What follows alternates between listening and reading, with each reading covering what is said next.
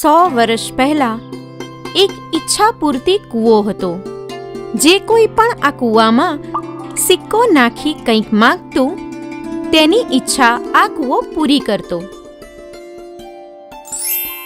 હે ઈચ્છા પૂર્તિ કુવા, મારે પૈસાદાર બનવું છે અને મારે બંગલો પણ જોઈએ છે.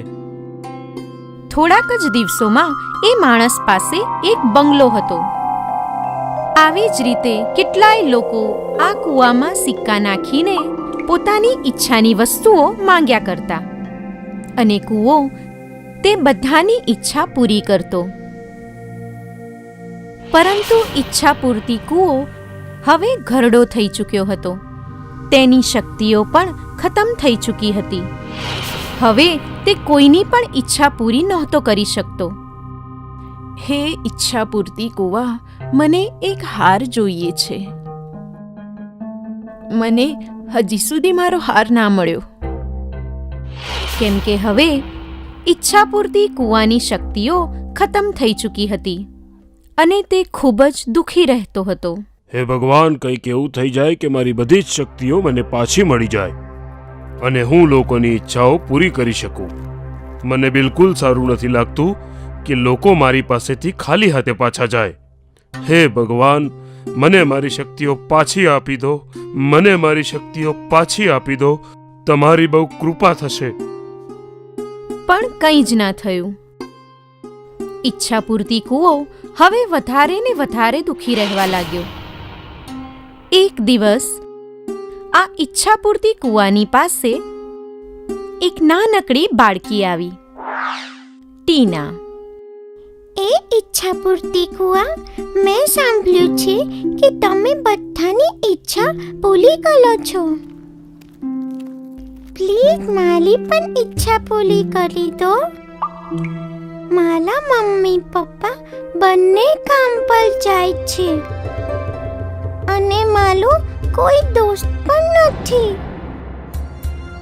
હું ઈચ્છું છું કે તમે મને એક નાનકડું પપ્પી આપી દો, જેની સાથે હું આખો દિવસ રમ્યા કરું. પ્લીઝ. આવું કહી ટીનાએ કૂવામાં એક સિક્કો નાખ્યો અને હસતી હસતી ત્યાંથી ચાલી ગઈ. અને હવે ઈચ્છા પૂરતી કૂવો વધારે ઉદાસ થઈ ગયો. કદાચ હું આ નાની બાળકીની ઈચ્છા પૂરી કરી શક્યો હોત. આ કેટલી ભોળી અને ક્યુટ છે. ભગવાન, કૃપા કરીને મારી શક્તિઓ પાછી આપી દો. મારે આ નાની બાળકીની ઈચ્છા પૂરી કરવી છે.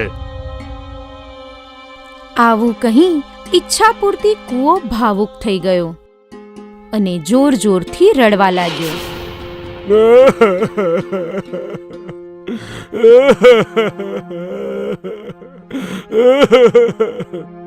હે ભગવાન. જંગલમાં રહેતી એક પરીએ રડવાનો અવાજ સાંભળ્યો. પરી કૂવાની પાસે આવી. હે ઈચ્છા પૂરતી કૂવા, બધાની ઈચ્છા પૂરી કરી તું તો ખૂબ સારું કામ કરી રહ્યો છે, તો તારે રડવું ના જોઈએ. પરી, મારી એક જ સમસ્યા છે. કેવી સમસ્યા? હું ખૂબ જ વૃદ્ધ થઈ ગયો છું અને મારી બધી જ શક્તિઓ ખતમ થઈ ગઈ છે. હવે હું કોઈની પણ ઈચ્છા પૂરી નથી કરી શકતો, પણ મારે પેલી નાની બાળકી ટીનાની ઈચ્છા પૂરી કરવી છે. આ તો ઘણી ગંભીર સમસ્યા છે, પણ તું ચિંતા ના કરીશ. હું તારી મદદ કરીશ. હું ઈચ્છા પૂરતી પર્વત પર જઈને ઈચ્છા પૂરતી કાચબાને તારા વિશે વાત કરીશ. શું સાચે જ તું મારી મદદ કરીશ? હા, હવે તું બિલકુલ ના રડતો. હું જલ્દી જ પાછી ફરીશ. પરી ઈચ્છા પૂરતી પર્વત સુધી ઉડતી રહી. એ પર્વત પર તેને એ ઘરડો ઈચ્છા પૂરતી કાચબો દેખાયો. એક પરી ઈચ્છા પૂરતી પર્વત પર? હા, હું તમને જ મળવા આવી છું. મને? મારી પાસે તારે શું કામ છે? હું અહીંયા તમારી પાસે મારા દોસ્ત ઈચ્છાપૂર્તિ કૂવા માટે આવી છું. તે ખૂબ ઉદાસ છે કારણ કે હવે તેની શક્તિઓ ખતમ થઈ ચૂકી છે. તેને લોકોની ઈચ્છાઓ પૂરી કરવી છે. મને વિશ્વાસ છે તમે તેની કંઈક મદદ તો જરૂર કરશો. તું યોગ્ય જગ્યાએ આવી છે. આ તળાવ દેખાય છે? આ ઈચ્છાપૂર્તિ તળાવ છે?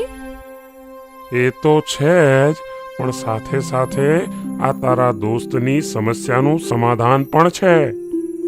તે કેવી રીતે? તારે આ તળાવમાંથી થોડું પાણી ઈચ્છાપૂર્તિ કૂવાના પાણીમાં ભેળવવાનું છે, જેથી એની બધી શક્તિઓ પાછી આવી જશે. અરે વાહ, ધન્યવાદ ઈચ્છાપૂર્તિ કાચબા. પરીએ ઈચ્છાપૂર્તિ તળાવમાંથી થોડું પાણી લઈ લીધું અને તે ઉડવા લાગી. તું આવી ગઈ? અને હું તારી સમસ્યાનું સમાધાન પણ લાવી છું. આ જો. આ શું છે? ઈચ્છાપૂર્તિ પાણી. આને તારા પાણીમાં મેળવવાનું છે અને તારી બધી જ શક્તિઓ પાછી આવી જશે. પરીએ તે પાણીના ટીપાં કૂવાના પાણીમાં નાખ્યા અને પછી જાદુ થયું અને ઈચ્છાપૂર્તિ કૂવો ચમકવા લાગ્યો. ખૂબ ખૂબ આભાર પરી. મારી બધી શક્તિઓ પાછી આવી ગઈ. તું બહુ જ સારી છે. ખૂબ ખૂબ આભાર. ઠીક છે, પણ પહેલા પેલી નાની બાળકીની ઈચ્છા પૂરી કરો. ટીનાને એક નાનું પપ્પી મળી ગયું. થેન્ક યુ ઈચ્છાપૂર્તિ કુવા, તમે બહુ જ સારા છો. અને હવે ઈચ્છાપૂર્તિ કૂવો ખૂબ ખુશ હતો કારણ કે હવે તે બધા જ લોકોની ઈચ્છા પૂરી કરી શકતો હતો. રાજસ્થાનના બિકાનેરમાં રહેતા હતા બે ભાઈ, અજય અને વિજય. બંને બહુ સારા શિલ્પકાર હતા. બંનેની શિલ્પકલાની નાનકડી એક દુકાન હતી. અજય અને વિજય વારાફરતી દુકાન સંભાળતા હતા અને મૂર્તિઓ બનાવતા હતા. એક દિવસ તેમની દુકાન પર ટુરિસ્ટ આવ્યા. ટુરિસ્ટ મૂર્તિઓ જોઈને ખૂબ ખુશ થયા.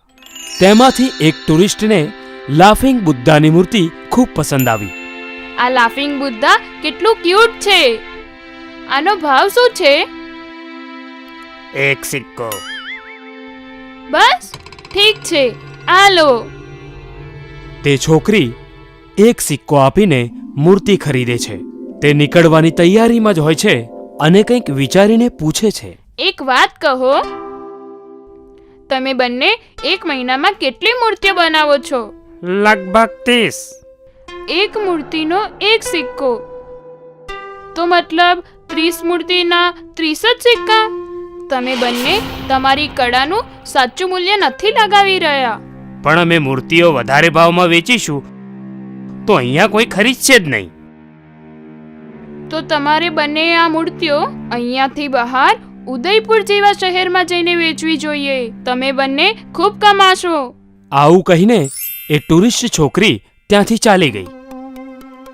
અજય અને વિજય પોતાના કામમાં મશગુલ થઈ ગયા, પણ એમના મગજમાં વધારે પૈસા કમાવાની વાત ફરી રહી હતી. વિજય, શું આપણે ઉદયપુર જઈને આપણી મૂર્તિઓ વેચવી જોઈએ? ખબર નહીં, હું પણ એ જ વિચારી રહ્યો છું. જો આપણે ઉદયપુરમાં મૂર્તિઓ વેચવા જઈએ તો પૈસાદાર ના બની જઈએ? હા, બની તો જઈએ, પણ ઉદયપુર જતા રસ્તામાં જેસલમેરનું રણ આવે છે. એ કેવી રીતે પાર કરીશું? આપણે આપણી સાથે ઘણા બધા પાણીના ઘડા અને ખાવાનું લઈ જઈશું તો રણ આરામથી પાર થઈ જશે. એ વાત સાચી છે. તો પછી રાહ શું જોવાની?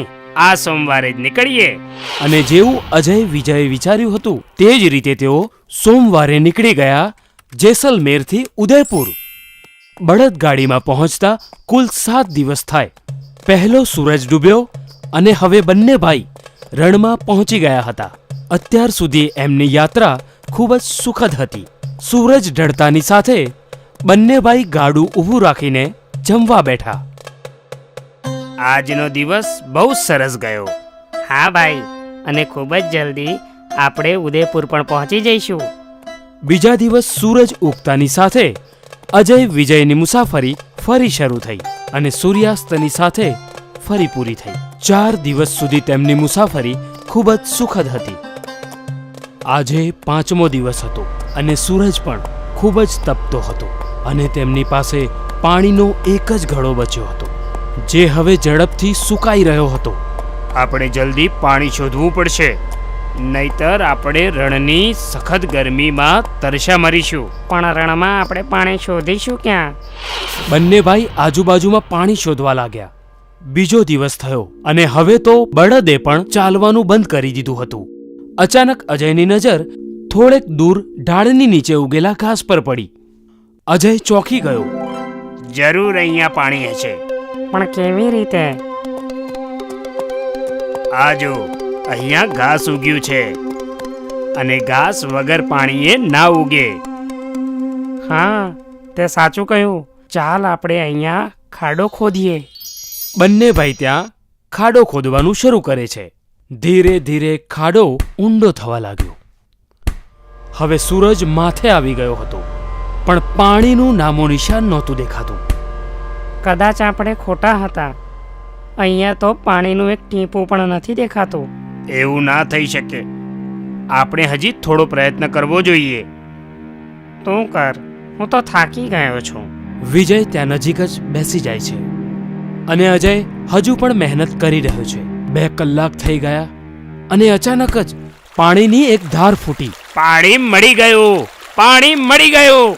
અજયનો અવાજ સાંભળીને વિજય ખુશ થઈ ગયો અને દોડીને ત્યાં પહોંચી ગયો અને તેણે પણ ઓજાર ઉપાડ્યું અને ખોદવા લાગ્યો અને ખૂબ જ જલ્દી ઘણું બધું પાણી ભેગું થઈ ગયું. બંને ભાઈઓએ પાણી પીધું, બળદને પીવડાવ્યું, ઘડા ભર્યા અને પછી પાણીમાં ખુશીથી ખૂબ નાહ્યા.